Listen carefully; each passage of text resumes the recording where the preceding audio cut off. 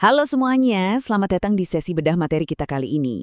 Pernah nggak sih Anda ngerasa frustrasi karena tim udah kerja mati-matian, tapi kok kayaknya nggak ada tujuan yang benar-benar kecapai? Atau pernah dapat target dari atasan yang ambigu banget sampai bikin pusing? Kalau iya, tenang aja, Anda nggak sendirian. Target yang buram itu emang masalah klasik banget di manajemen kinerja. Tapi jangan khawatir, karena hari ini kita bakal membedah sebuah solusi super praktis dari panduan penyusunan KPI. Kita bakal ngupas tuntas soal kerangka kerja KPI Smart. Ini tuh semacam kerangka yang bakal ngubah tujuan abstrak Anda jadi rencana aksi yang benar-benar tajam dan terarah. Yuk, langsung aja kita mulai. Nah, buat peta perjalanan kita bakal mulai dari kenapa sih kita butuh KPI Smart, terus ngebongkar anatomi Smart itu sendiri, masuk ke proses 8 langkahnya, ngeliat contoh di berbagai divisi, dan akhirnya gimana cara Anda mulai bikin KPI sendiri. Singkat, padat, dan pastinya aplikatif. Oke, kita masuk ke bagian pertama, yaitu anatomi dari kriteria SMART. Kita bakal bedah akronim legendaris ini, huruf demi huruf, biar kita paham apa sih yang bikin sebuah tujuan itu beneran efektif dan bukan cuma sekedar angan-angan kosong. Huruf pertama, S, spesifik alias spesifik. Intinya di sini simple banget, basmi semua ambiguitas. KPI yang bagus itu nggak boleh nyisain ruang buat tebak-tebakan. Dia harus bisa ngejawab dengan sangat gamblang. Apa sih tepatnya yang mau dicapai? Siapa yang tanggung jawab? Dan di mana konteksnya? Kalau tim Anda masih nanya, ini maksudnya gimana ya? Nah, berarti KPI tersebut belum spesifik. Coba deh bayangin Anda ngasih instruksi tingkatkan penjualan. Aduh, itu capek banget dengernya karena terlalu luas. Penjualan yang mana? Di daerah mana? Kapannya? Sekarang coba bandingin sama kalimat ini. Tingkatkan penjualan produk A di wilayah Jawa Barat sebesar 20% pada kuartal kedua 2025.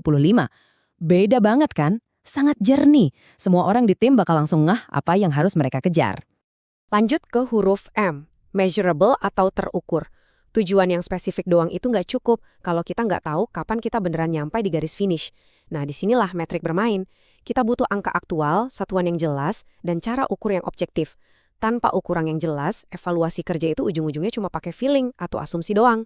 Misalnya gini, ngasih target, tingkatkan kepuasan pelanggan. Terdengar mulia banget ya, tapi jujur aja, itu KPI yang buruk.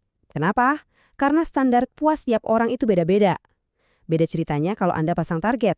Capai skor CSAT minimal 4,5 dari 5,0 berdasarkan survei bulanan. Angkanya dapat, sistem penilaiannya konkret dan cara ngukurnya pun jelas. Mantep kan?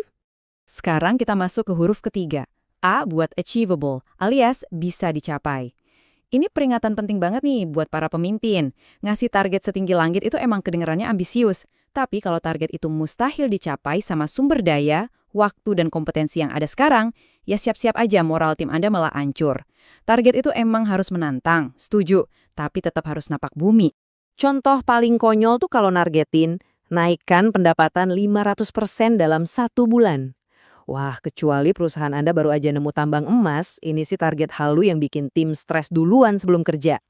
Coba deh bikin yang lebih membumi, misalnya naikkan pendapatan 15% dalam 1 semester berdasarkan tren historis. Ini jauh lebih masuk akal, didukung data, dan justru bakal memotivasi tim buat bergerak maju.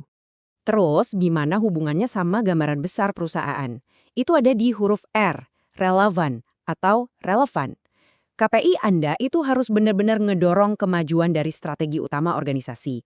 Gampang banget loh kita terjebak, ngukur hal-hal remeh yang kelihatannya bikin sibuk, tapi sebetulnya nggak ngasih impact apa-apa. Intinya, setiap KPI itu harus benar-benar bermakna. Ini nih salah satu contoh favorit saya.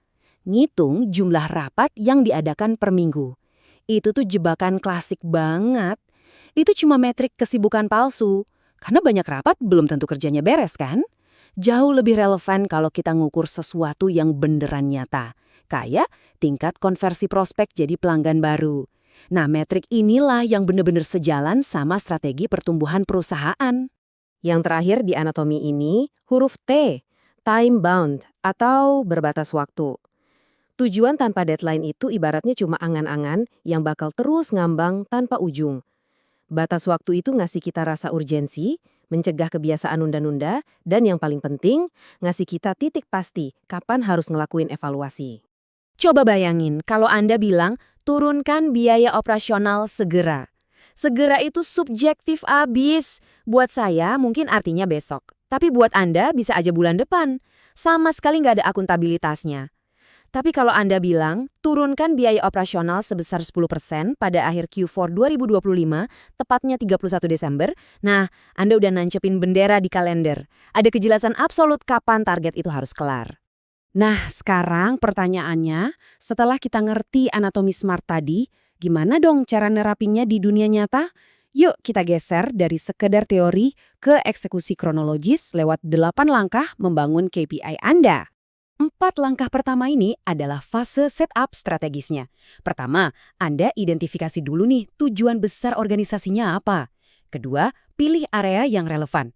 Anda bisa pakai balance scorecard buat ngelihat dari kacamata keuangan, pelanggan, proses internal, atau SDM. Ketiga, baru deh masukin kriteria SMART yang udah kita bedah tadi. Dan keempat, tentuin baseline atau titik awal Anda sekarang, lalu pasang target spesifiknya. Kita benar-benar ngambil visi yang tingkat tinggi, terus kita peres jadi metrik yang super fokus. Lanjut ke fase eksekusi. Langkah kelima, setiap KPI wajib hukumnya punya person in charge atau PIC. Ingat, kalau semua orang merasa tanggung jawab, ujung-ujungnya malah nggak ada yang tanggung jawab. Keenam, tentuin seberapa sering ini mau diukur, harian kah, mingguan. Ketujuh, catat dan komunikasikan biar semua orang satu frekuensi. Dan kedelapan, pantau terus realisasinya, lalu evaluasi. Jangan kaku, revisi aja kalau kondisi bisnis emak menuntut perubahan. Oke, langkah-langkah udah jelas. Sekarang, mari kita intip gimana sih wujud kerangka universal ini kalau dipakai langsung secara lintas divisi di dunia nyata. Coba kita perhatikan, divisi penjualan mungkin fokus ke pertumbuhan penjualan, targetnya 15%. Di sisi lain, tim layanan lagi ngejar kepuasan pelanggan dengan target skor CSAT 4,5.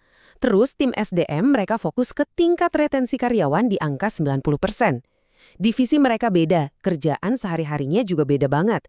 Tapi dengan format ini, mereka semua ngomong pakai satu bahasa yang sama. Bahasa yang terstruktur, jelas, dan pasti bisa diukur. Nah, kita udah ngebahas semuanya nih. Mulai dari alasan, anatomi, sampai contoh penerapannya.